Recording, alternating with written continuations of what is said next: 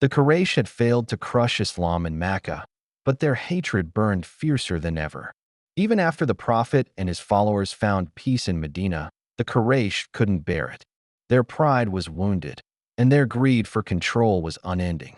So, they began a new kind of war, one of threats, intimidation, and fear. During this tense period, Sa'd bin Mu'adh traveled to Mecca for Umrah. He stayed as a guest with his old friend Umayyah ibn Khalaf. When Sa'd wanted to perform tawaf around the Kaaba, Umayyah warned him to go only at noon, when the streets would be quiet. But fate had other plans. As they entered the Haram, they ran into Abu Jahl, the same man whose arrogance had fueled so much persecution against Muslims. He glared at Sa'd and snapped, "O Sa'd, how dare you walk safely here, when you protect those rebels in Medina? If it weren't for Umayyah, you'd never leave Mecca alive." Sa'd stood tall and replied, "By Allah, if you try to stop me from this house, I will cut off your trade routes through Medina." The words hit Abu Jahl like thunder, for Mecca's wealth depended on that very route. The Quraysh's anger only deepened.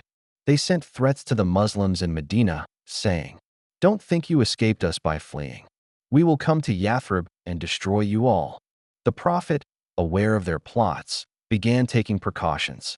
Nights in Medina grew tense. Swords were kept close, guards stood watch, and hearts whispered prayers. One night, the Prophet heard the sound of weapons outside his home and called out, "Who is there?" "It's Sa'd bin Abi Waqqas," came the reply. "I feared harm might reach you, so I came to guard you." The Prophet smiled and made du'a for him, then peacefully returned to sleep. Guard duty became routine until a verse of safety was revealed. Allah will protect you from the people. Surah Al-Ma'idah, 5 hours 67 minutes.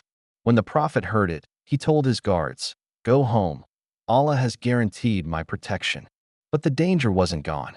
The Muslims of Medina, both the Ansar and the Muhajirin, lived under constant threat. As Ubay ibn Ka'b said, "When we first welcomed the Prophet, the whole of Arabia united against us. None of us would sleep or wake without our weapons by our side."